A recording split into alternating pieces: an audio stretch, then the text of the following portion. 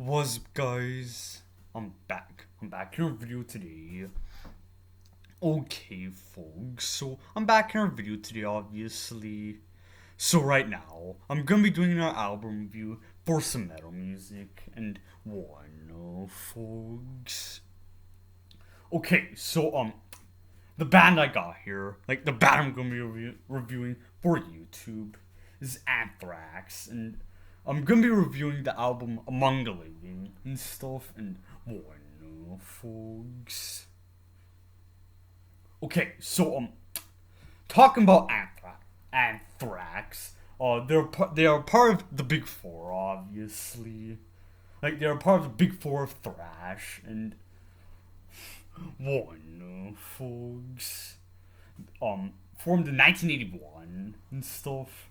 That's what I'm looking at here, and they're obviously they're not they're the only band from the Big Four that's not from California. So, folks.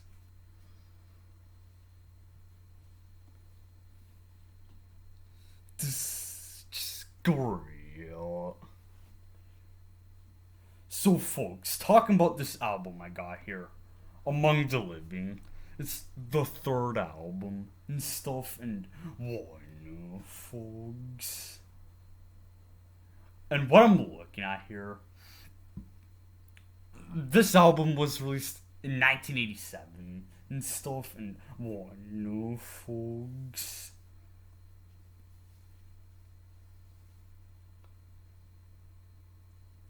This just real. So, folks, apparently what I've read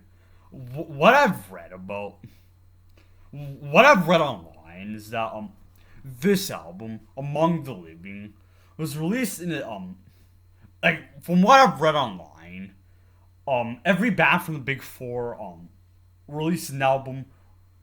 I don't know if it's within 10 months of each other, but I think between 10 months to a year of each other, like folks. Folks, I think I've read something along the lines of that and stuff. And folks.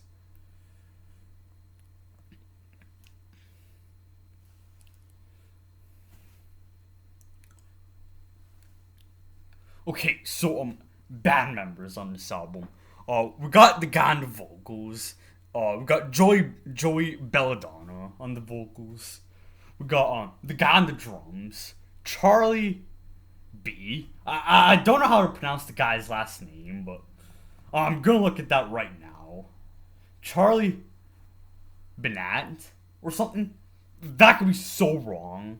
We got Scott Ian as the rhythm guitar guy, and he's like the only guy current, or like he's the only guy that's still in the band or whatever.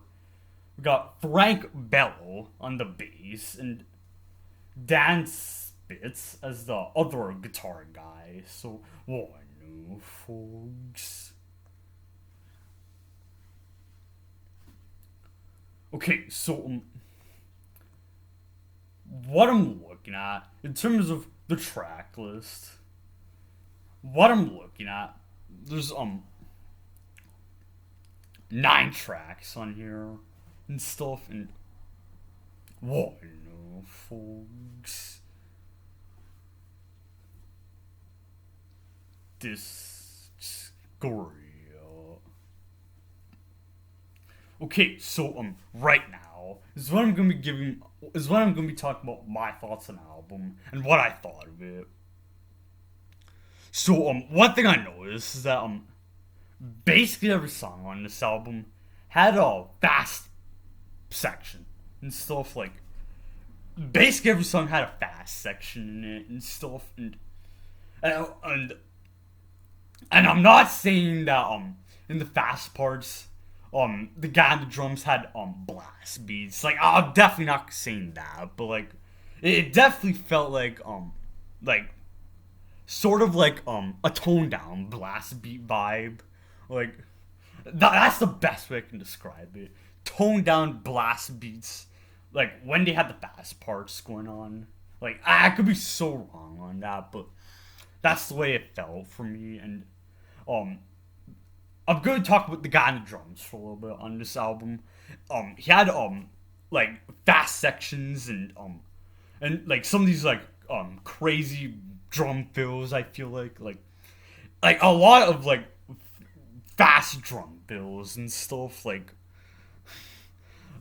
that's one thing I noticed about his drumming, and obviously a good amount of groove parts and stuff. And I'd imagine if this was seen live, this would have been good for the mosh pits and stuff. Just is like seeing that live would have been great for the mosh pits and just like everybody going crazy and just to me a bunch of losers going crazy in the pit. Like that's the best way I'm gonna say it because that's the way it feels. Like oh no, folks, this just real. And also on the guitar playing the two guitar guys did their thing like in terms of like the playing and just like whoa no folks. And to me they um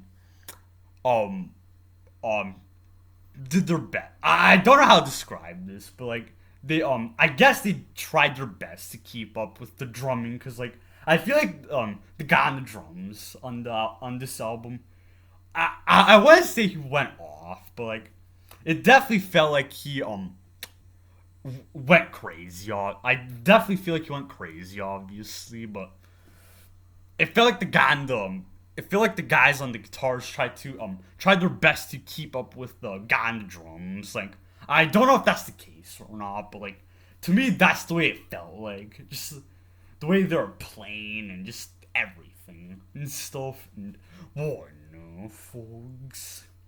And also, the guy on the bass, his bass playing was in the mix, which was great and stuff. And I definitely liked hearing that and stuff. Just like his bass lines, I thought were great, and it's all throughout the album and stuff. And just some of his bass lines on this album were great. Like on the one thing I noticed is that on song 2 caught in a mosh, like in that intro part, I would say from when it hits the 20-second mark or something of the second song, he has a good bass line in there, and then they get into like a fast part or something, and then it goes on from there and stuff. And there's probably some other good bass lines on this album. I'm probably just forgetting some songs because like one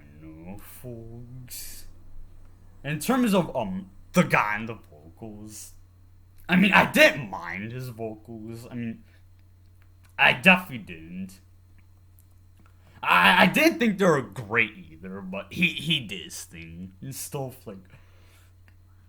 Like Joey on the vocals, I feel like he had a good performance on this album, but nothing that like I don't know how to describe it, but I would say he did his thing on this album and stuff vocally and stuff. And what no folks, this just great.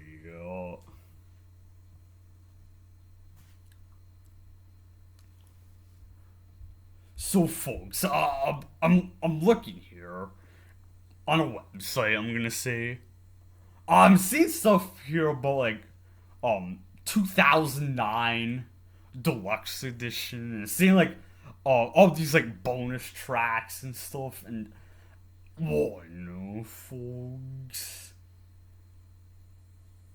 like I'm seeing some of these other bonus tracks on 2009 deluxe edition, but oh no folks.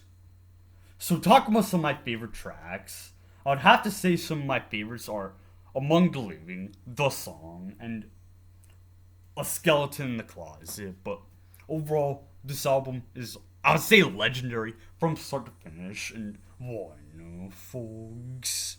right now. This is basically when I'm going to be ending today's video off. Like, I'm not going to go any further with today's video. Like, I'm simply not. And I'll miss you guys in the next video. And peace out, everybody.